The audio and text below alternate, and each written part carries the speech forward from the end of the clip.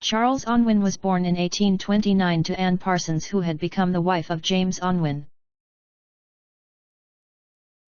She was in Mansfield, Nottinghamshire, where Lord Portland had powers. Charles Unwin would die in Canada in 1918. He was the nephew of another Charles Unwin. The uncle had settled in York County, where he worked at the Land Registry Office. When his nephew arrived from England, he went to live with his uncle. York basically became Toronto, and King's College became the University of Toronto.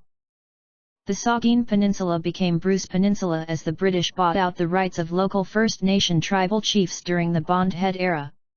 Bentinck takes the story back to the England roots of the Unwin. Bentinck was Lord Portland, and the family had a long history of service to the British realm Royalists. The Dennis meanwhile had been Royalists settled in the New England colonies before the U.S. Independence War. Who was Charles Unwin is a difficult question to answer accurately. Like J.S. Dennis, Charles Unwin followed the trails of the Indian Affairs Department. This led him to the Huron Lake North Shores. In the 1850s he surveyed several sites on the interior of Huron Lake, while Albert Pellew-Salter was further north, mapping a baseline for future expansion. In 1860 Charles Unwin was surveying townships on the interior of the North Channel of Huron Lake. He surveyed Salter Township while Salter was surveying Victoria Township in what had become Algoma District in 1858. Charles Unwin married the daughter of Colley Foster and had become the brother-in-law of Frederick Foster. Colley had played some major roles in the British military strategies of the 1830s. Frederick Foster became a surveyor and was one of the many partners who formed surveying teams with Charles Unwin. Charles Unwin went further west and lived through the struggles of the Surveyors and of the Louis Riel rebels, which led to the execution of Riel in 1885.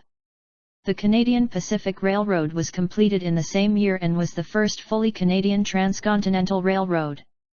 It was a trading route intended to help Canada compete against the U.S.-American traders.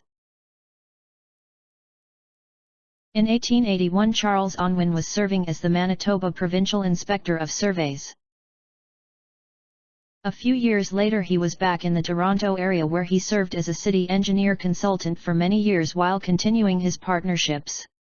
Charles Unwin and his uncle Charles Unwin ended up working out of the same building in Toronto. The company was based on surveying and on the sale of land. Uncle Charles Unwin had left the registry office after 18 years of service. That was a very brief summary of the life of a surveyor named Charles Unwin.